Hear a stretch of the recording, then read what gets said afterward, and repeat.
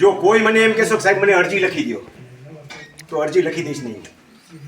મારે તમને અપાઈ જ નથી બનાવવા, તમને ટેકલ લાકડી જાતે હાલતા શીખવાડવી છે કે મારી આંગળી પકડીને ન હાલો, નથી હાલી તો લાકડીને ટેકે તમે હાલ્યા જાઓ. અને એટલા માટે આ મહેનત કરું છું. ઘણાને દુઃખ લાગી જાય. આની પહેલા એક એડવોકેટને દુઃખ લાગી ગયું હતું કે સાહેબ તાલીમ કેમ રાખો, અરજી તો લખી દો ને. તું વયો જા, તારી ફી લઈ જા. હા, બધી તારે મારે રિલેશન તો કેટલા છે ત્યાં ભૈરા છે એ છે ને, બેથી જમી ગયો ને કાંઈ વાંધો પૂરી ફી લઈ જા. આપણે કાંઈ એના માટે કામ કરતા નથી. બાકી મારા ઉસૂલ છોડીને હું કામ કરીશ નહીં. ગયા વખતે એક ભાઈ આવ્યા હતા, એને મને ફોનમાં કીધું હતું, લેન્ડલોર્ડ પાર્ટી હતી. મને સાહેબ મને પર્સનલી મળો, લખી દો, 2.5 લાખ રૂપિયા આપું.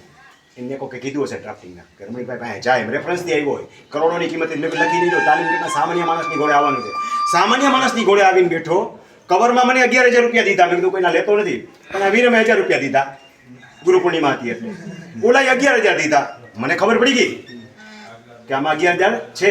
બધાની હાજરીમાં ખોઈલા. મેં કીધું આ હેતુથી હું વાપરી નાખીશ, મારા પૈસા જોતા નથી. એ માણસ બધા માટે નાસ્તા લઈ આવ્યો આવડી મોટી બેગ ભરીને, અને છેલ્લે રાજી થતા ગયો કે સાહેબ સુરત આવજો, તમારું ભગવાનની ઘોડે સ્વાગત કરીશ. શીખવા આવવું હોય તો મારી પાસે આવવું પડે.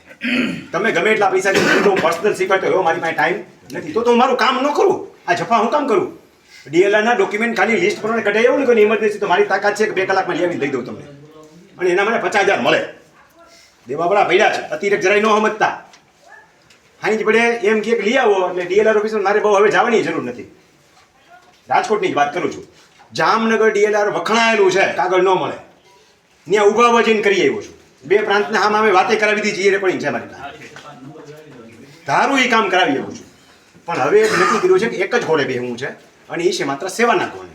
એકવાર પૈસાની લાલચથી કામ ચાલુ થઈ જાય તો ભાઈ સેવાના 2 કામ હારે ન થાય.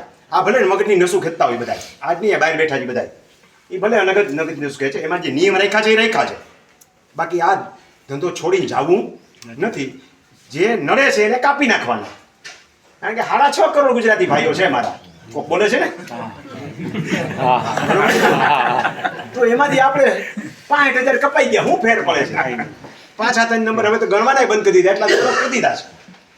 મારા એવરેજ વિડીયો 10 લાખ માણસો સાંભળે છે.